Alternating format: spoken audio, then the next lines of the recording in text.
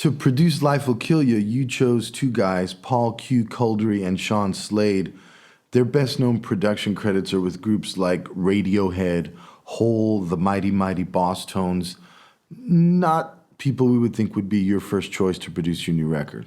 They were, though, when I found out they produced Radiohead. That was all the recommendation I needed. Radiohead's one of my favorite groups, which means out of two or three of all time. So you really like Radiohead and their records, yet the instrumentation on Life Will Kill You is very sparse. It doesn't sound tied to a specific time. Why did you keep things so stark? I recorded the main parts of each song, the vocal and the guitar, piano accompaniment at home over years. And I had done it before. I'd done it the album before I had started doing that, and I enjoyed it very, very much, but I did a lot of things that were self-indulgent. It's very hard not to when you have your own mini recording studio.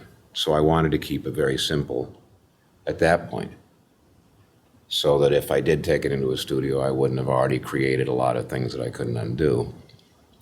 I wanted to keep it simple because I find myself, for the past few years, I've essentially been like a heavy metal folk singer. I play by myself for economic reasons, because I'm antisocial, and because it's not as loud. There are a number of reasons. But I play alone, and I wanted to write songs that I was going to be able to play by myself without disappointing people, disappointing their expectations, and hearing the guitar solo from the record or the sax section or something. So that was a second reason. And the third reason might just be because I've always loved Nebraska so much, and John Wesley Harding, and the records that were really like that. You don't really necessarily want to do it yourself, but I find that I've always liked the records that were really the person. And I like the shows that are really the person. I remember Bob Dylan solo. That was something else, singing Mr. Tambourine Man, and you'd never heard it before. And I remember Jackson solo, and that was something else too. So when you go out on the road with Life Will Kill You, will it just be you? For the time being. Over the years, you've had everyone from Bob Dylan to R.E.M. to Chick Corea appear on your songs. Did you purposefully avoid casting special guests on this record? I didn't do it as purposely as Sean and Paul did. I had a couple of ideas, but their feeling was, you haven't made a record that people listen to anyway in a few years. So, you and Jorge and Winston, this is fine. You don't need any celebrities. You don't need any guest stars. And I appreciated them. I appreciated that attitude.